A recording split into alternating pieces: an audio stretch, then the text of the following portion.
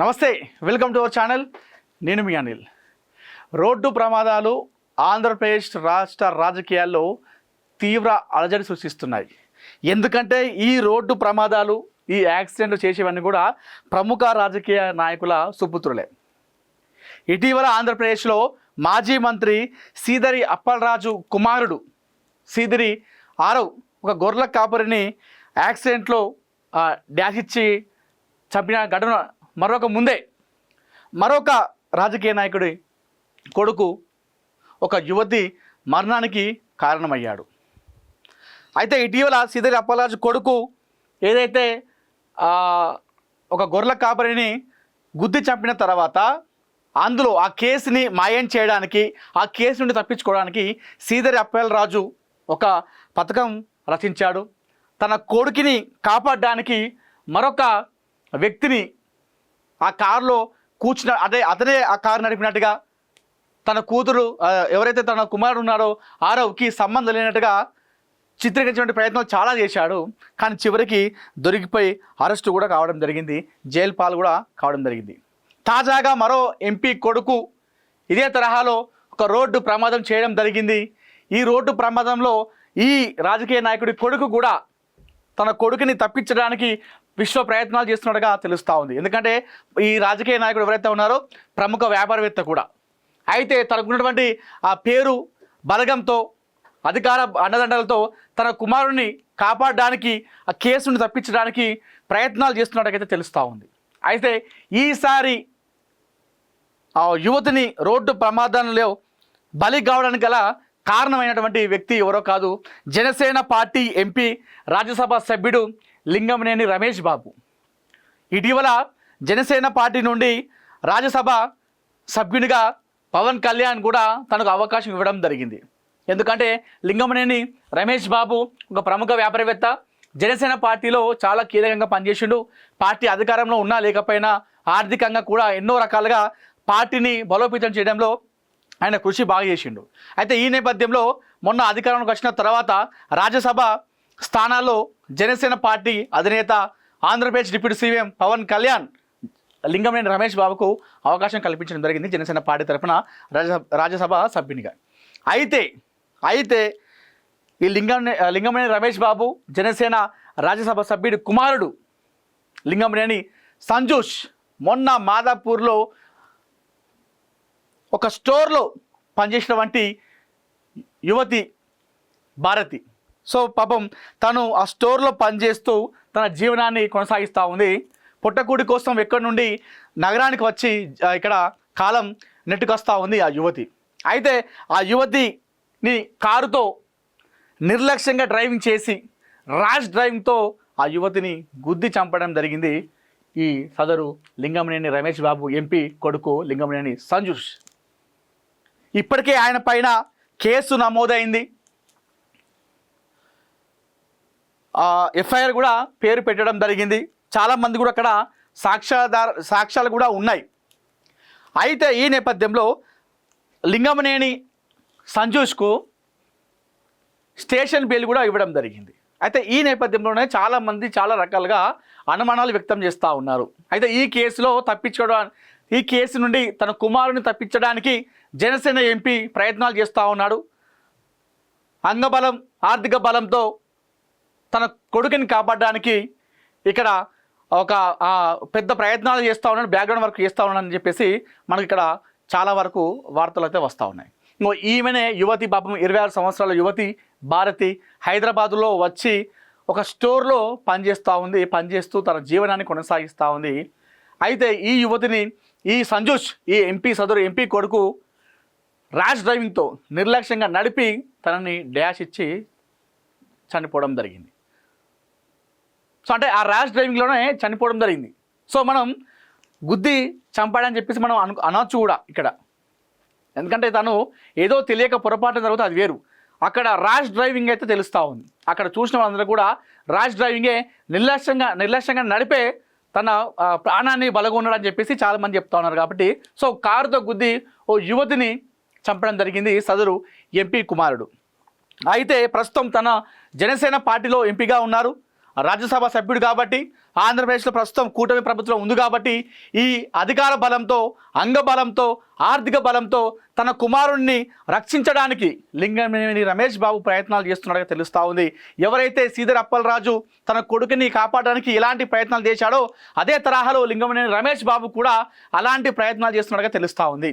తన కొడుకు ప్లేస్లో మరొక వ్యక్తిని పెట్టి ఈ కారు డ్రైవింగ్ చేసింది నా కుమారుడు కాదు, ఆ కారు డ్రైవింగ్ చేసింది పలానా మా డ్రైవరు సంథింగ్ ఏదో ఒకరు అని చెప్పేసి చేసేటువంటి ఒక ప్రయత్నాలు జరుగుతూ ఉన్నాయి. అలాంటి ట్రయల్స్ చేస్తూ ఉన్నారు అనేటువంటి వార్తలు అయితే మనకు వస్తూ ఉన్నాయి.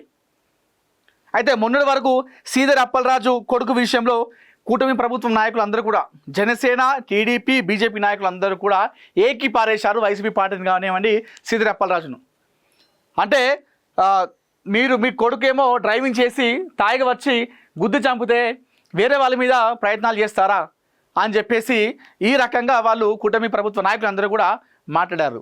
అయితే వాళ్ళు మాట్లాడింది బాగానే ఉంది. మరి ఇప్పుడు ఇక్కడ లింగమనేని రమేష్ బాబు కూడా అదే తరహాలో చేస్తూ ఉన్నట్టుగా తెలుస్తూ ఉంది. మరి ఇది ఎంతవరకు సమంజసం? మీ ఇల్లు మా ఇంటికి ఎంత దూరమో మా ఇల్లు కూడా మీ ఇంటికి అంతే దూరం ఉంటుంది. ఎవరు చేసినా తప్పే. ఈ రకంగా తెలుస్తూ ఉంది. మాదాపూర్ పోలీస్ స్టేషన్ పరిధిలోనే ఇది ఇనార్బిటాల్ మాల్ దగ్గర జరిగింది ఈ ప్రమాదం.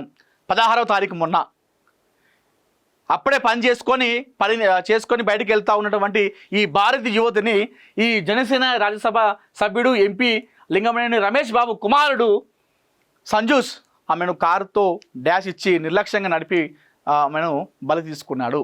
అయితే ఇప్పుడు ఈ యాక్సిడెంట్లో, ఈ ప్రమాదంలో చిత్రీకరణ జరుగుతూ ఉంది, ఒక మాయాజాలం జరుగుతూ ఉంది.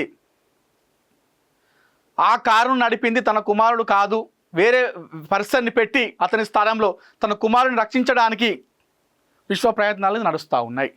అంటే డబ్బు ఉంటే, పేరు ఉంటే, అధికార బలం ఉంటే, అంగబలం ఉంటే ఏదైనా చేయొచ్చా అనేటువంటి అనుమానాలు ఇప్పుడు జనాలు కలుగుతున్నాయి.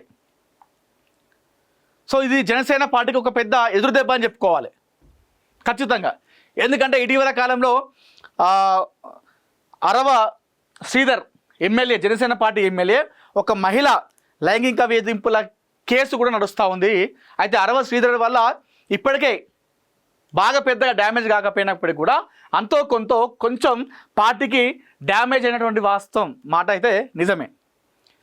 ఆ ఘటన ఇంకా నడుస్తూ ఉంది, ఆ కేసు ఇంకా నడుస్తూ ఉంది. మహిళ ఇప్పటికి కూడా ఫైట్ చేస్తూ ఉంది అరవ శ్రీధర్ పైన. మరి అరవ శ్రీధర్ తప్పు చేసిందా లేదా పక్కన పెడితే అటు జనసేన పార్టీకి ఇది నష్టం కలిగించేటువంటి విషయం అని చెప్పుకోవచ్చు. అయితే అది ఇంకా నడుస్తూ ఉంది, అది ఇంకా నడుస్తూ ఉంది కేసు ఇప్పటికి కూడా. అయితే ఆ ఘటన ఇంకా నడిచేటువంటి టైంలోనే మరొక జనసేన పార్టీ ఎంపీ కుమారుడు లింగమనేని రమేష్ బాబు కుమారుడు లింగమనేని సంజూస్ ఒక భారతీయ అనేటువంటి యువతిని ర్యాష్ డ్రైవింగ్ చేసి ఆమెను బలి తీసుకున్నాడు. సో ఇది దెబ్బ మీద దెబ్బ అని చెప్పుకోవాలి జనసేన పార్టీకి. ఓవైపేమో పవన్ కళ్యాణ్, జనసేన పార్టీ అధినేత, ఆంధ్రప్రదేశ్ రాష్ట్ర ఉప ముఖ్యమంత్రి పవన్ కళ్యాణ్ ఏమో అటు అభివృద్ధి పథంలో తీసుకెళ్తా ఉన్నాడు. ఇప్పటికే జాతీయ అవార్డులు ఆయన కైవసం చేసుకున్నాడు తన అభివృద్ధి పేరుతో. ఏదైతే తనకు కొన్ని శాఖలు ఉన్నాయో సంబంధిత శాఖలకు జాతీయ అవార్డు కూడా రావడం జరిగింది. పార్టీ అధినేత ఏమో ఆ రకంగా ఆ విధంగా ముందుకెళ్తుంటే పార్టీలో ఉన్నటువంటి నాయకులు ఇలాంటి రకాలుగా కొన్ని పడులు చేస్తూ ఈ రకంగా పార్టీని డ్యామేజ్ చేసిన ప్రయత్నాలు చేస్తూ ఉన్నారు. సో పవన్ కళ్యాణ్ ఇలాంటివి చూసుకోకపోతే, అంటే ఒక చిన్న తప్పే అని చెప్పేసి అనుకోవచ్చు. ఈ చిన్న తప్పులే రేపటి రోజున ఒక మెగా తప్పై అది పార్టీని భారీ నష్టం చేకూర్చిన అవకాశాలు కూడా లేకపోలేదు కాబట్టి. సో మరి ఇప్పుడు ఏం జరుగుతుంది? మరి ఇప్పుడు జనసేన పార్టీలో ఎంపీగా ఉన్నాడు తన కొడుకే కాబట్టి మరి బలహీనులకు ఒకలాగా చట్టం, బలవంతులకు ఒకలాగా చట్టం ఉంటుందా అన్నది కూడా మనం చూడాలి. సరే, ఆయనే ఎంపీ కొడుకైనప్పటికీ కూడా డాష్ ఇచ్చిండి, ఆ డ్రైవింగ్ చేసిన కొడుకే, తను శిక్ష పడినా పర్లేదు అని చెప్పేస్తే ఓకే, హుందాగా ఉంటుంది. లేదు నా కొడుకు కాదు అని చెప్పేసి తన కొడుకుని తప్పించి అసలు ప్లేస్లో వేరే వాళ్ళని పెట్టి చేస్తా అంటే మాత్రం ఇది కరెక్ట్ కాదు.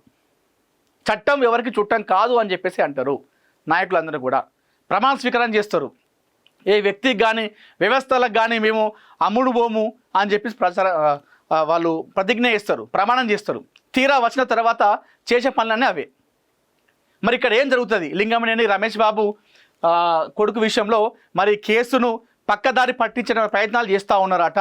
ఆ సంజూస్ ప్లేస్లో వేరే వ్యక్తి డ్రైవింగ్ చేసినట్టుగా చిత్రీకరిస్తారట అనేటువంటి వార్తలు మనకు అందుతూ ఉన్నాయి.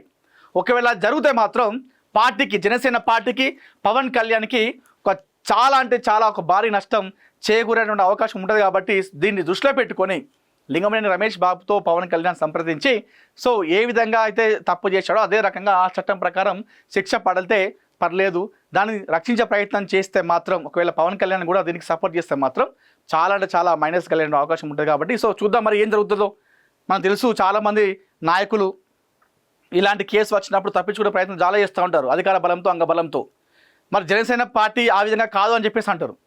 ఎందుకంటే వాళ్ళు జీరో పాలిటిక్స్, జీరో మనీ లేకుండా రాజకీయాలు చేస్తామని చెప్పేసి ఒక వినూత్నంగా వచ్చిన పార్టీ. మరి ఆ పార్టీలో నాయకుడు తప్పు చేస్తే కూడా వాళ్ళు చట్టం ప్రకారం వెళ్తారా, లేకపోతే వీళ్ళు కూడా అందరిలాగానే చేస్తారా అనేటువంటి ఒక అనుమానం అయితే కలుగుతూ ఉంది. మనం చూద్దాం మరి ఏం జరుగుతుందో. ఒకవేళ కనుక మన జనసేన ఎంపీ కుమారుడు లింగమనేని రమేష్ బాబు కుమారుడు లింగమనేని సంజూస్ కనుక ఈ కేసు నుండి తప్పిస్తే మాత్రం ఖచ్చితంగా పార్టీకి భారీ నష్టం వాటిల్తుందని చెప్పేసి మనం చెప్పుకోవచ్చు.